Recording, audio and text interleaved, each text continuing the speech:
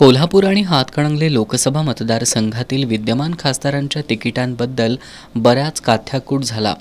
अखेर दोघांनाही उमेदवारी जाहीर झाली, पण हातकणंगलेतून खासदार धैर्यशील मानेंना मतदारांपर्यंत पोहोचतानाच दररोज महायुतीच्या एका नेत्याची नाराजी दूर करावी लागते। त्यात काल आमदार प्रकाश आवाडे यांनी मोदींना पंतप्रधान करण्यासाठी माझी उमेदवारी असं जाहीर करत आपल्या उमेदवारीची घोषणा केल्यानं ऐनवेळी भाजपच्या दबावामुळे खासदार धैर्यशील मानेंची उमेदवारी बदलून आमदार आवाडे भाजपचे उमेदवार असतील की काय अशी चर्चा सुरू झाली।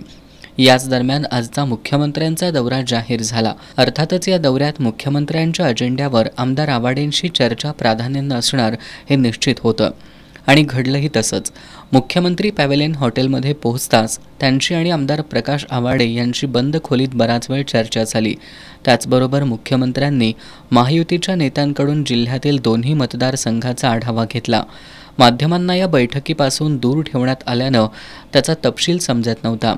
या बैठकीनंतर हॉटेलमधून बाहेर पडणारे नेते माध्यमांना प्रतिक्रिया देत नव्हते।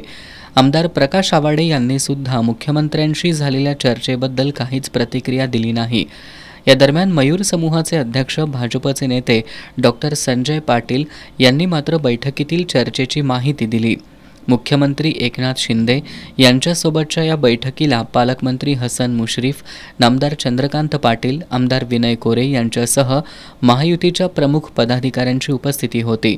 मुख्यमंत्र्यांनी प्रामुख्यानं हातकणंगले आणि शिरोळ तालुक्यातील नेत्यांशी प्रदीर्घ चर्चा करत धैर्यशील माने यांच्या विजयासाठी काय करावं लागेल याबाबत चर्चा केल्याचं डॉक्टर संजय पाटील यांनी सांगितलं। मुख्यमंत्र्यांसोबतच्या चर्चेमुळे बऱ्याच समस्या दूर झाल्या असून उद्यापासून धैर्यशील माने जोमानं प्रचाराला लागतील असंही डॉक्टर पाटील यांनी सांगितलं। मुख्यमंत्री आणि आमदार प्रकाश आवाडे यांच्यामधील चर्चा बंद खोलीत झाल्यामुळं त्याबद्दल काही माहिती नसल्याचं डॉक्टर संजय पाटील यांनी सांगितलं। पण मुख्यमंत्र्यांसोबतच्या चर्चेनंतर आमदार प्रकाश आवाडेंचा चेहरा पाहता चर्चा पॉझिटिव्ह झाल्याचं दिसतंय असं डॉक्टर संजय पाटील यांनी सांगितलं। दरम्यान एकंदरीत पाहता मुख्यमंत्र्यांशी झालेल्या चर्चेनंतरही आमदार प्रकाश आवाडे निवडणूक लढवण्यावर ठाम असल्याची कुजबूज मुख्यमंत्र्यांची बैठक सुरू असलेल्या हॉटेलच्या परिसरात सुरू होती।